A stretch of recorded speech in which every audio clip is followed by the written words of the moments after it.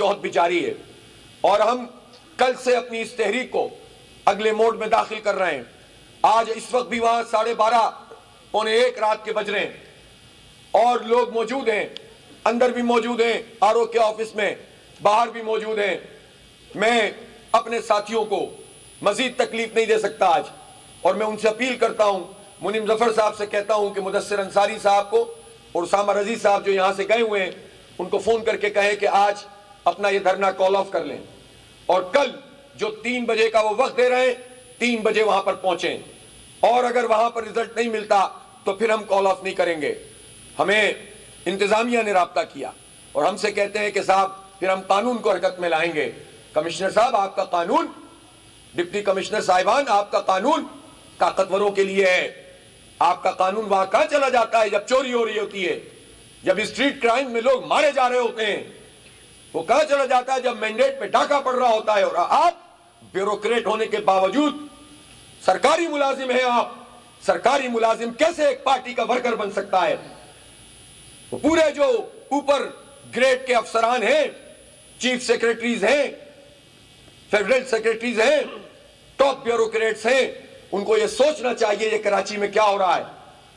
پوری بیوروکریسی کو چند لوگ بدنام کر رہے ہیں۔ ایک حکومت جو ہے وہ اپنا باج گزار بنا کر جو ہے پورے نظام کو چلا رہی ہے، تو یہ تو پورے سسٹم کے اوپر سوالیہ نشان ہے۔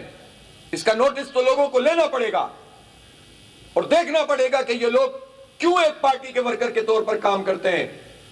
تو اس لیے ہم یہ ظلم برداشت نہیں کر سکتے اور ہم اپنے حق کے لیے جدوجہد کریں گے۔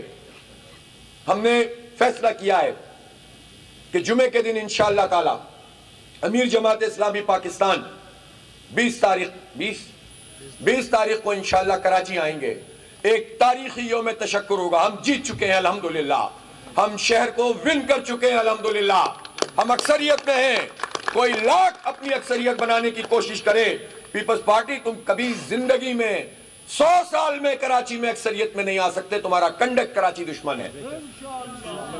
اس لیے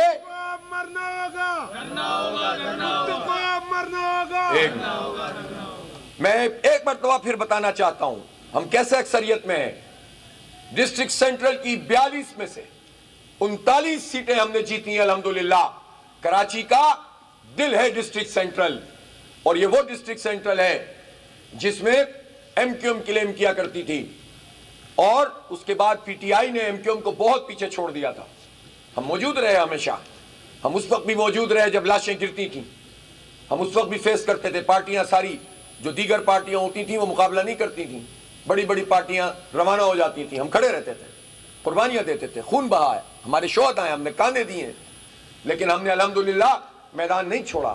آج اللہ تعالیٰ نے یہ برکت دی، لوگوں کے دلوں میں یہ بات ڈالی کہ ہماری جو اگر کوئی جماعت ہے تو وہ جماعت اسلامی ہے، کوئی نجات دہندہ ہے تو وہ جماعت اسلامی ہے۔